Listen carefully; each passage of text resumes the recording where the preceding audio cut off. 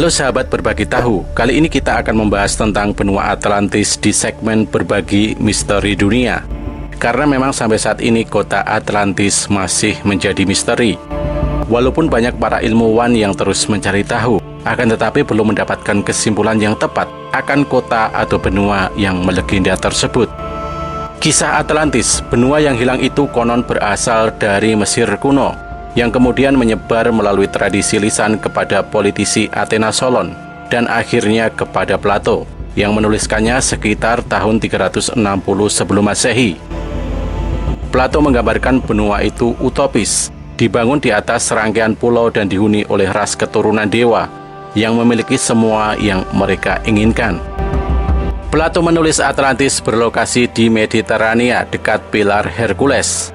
Tempat itu diduga berada di Selat Gibraltar. Namun kemudian muncul teori-teori lainnya terkait lokasi kota Atlantis ini. Teori yang pertama, Pulau Santorini Yunani. Menurut penjelajah Robert Ballard, kemungkinan yang paling menarik adalah Atlantis yang ditulis Plato itu terinspirasi oleh kehancuran Minoa, pulau yang berada di Yunani. Ada yang menyebut pulau itu hancur karena letusan gunung berapi sekitar tahun 1600 sebelum Masehi. Minoa saat ini dikenal dengan nama Santorini, di mana di pulau itu juga ada gunung berapi yang masih aktif. Teori yang kedua adalah Pulau Spartel. Spartel berada di Selat Gibraltar antara Spanyol dan Maroko. Pulau ini musnah setelah bencana alam yang sangat besar.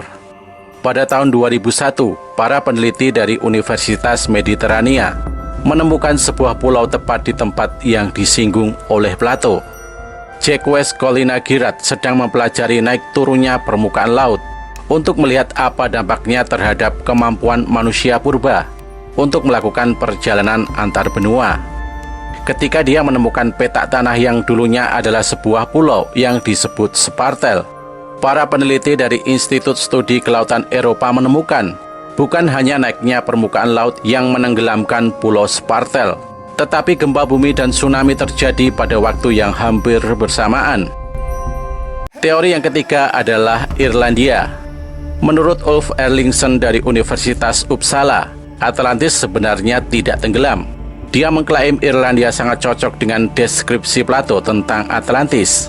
Selain ukuran yang pas, Irlandia juga memiliki tata letak yang tepat, pegunungan dan bukit di sekitar bagian luar, dan ruang datar yang luas di bagian dalam.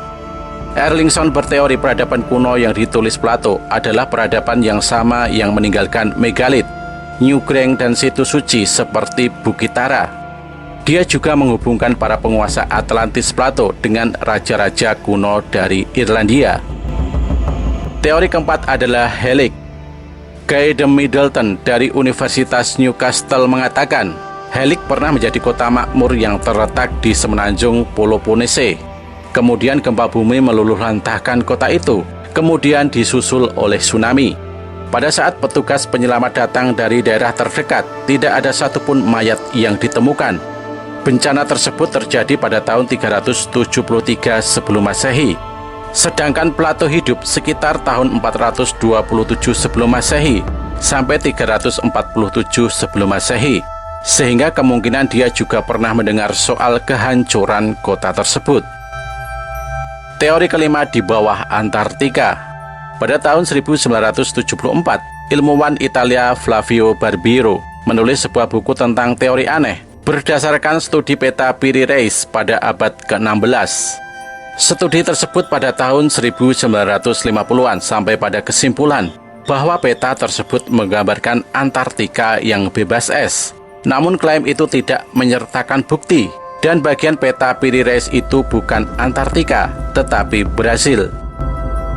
Teori yang keenam adalah Bolivia. Jim Allen, seorang kartografer Inggris, meyakini Atlantis ada di Bolivia. Dia mengutip kesamaan antara mitologi Yunani dan Bolivia.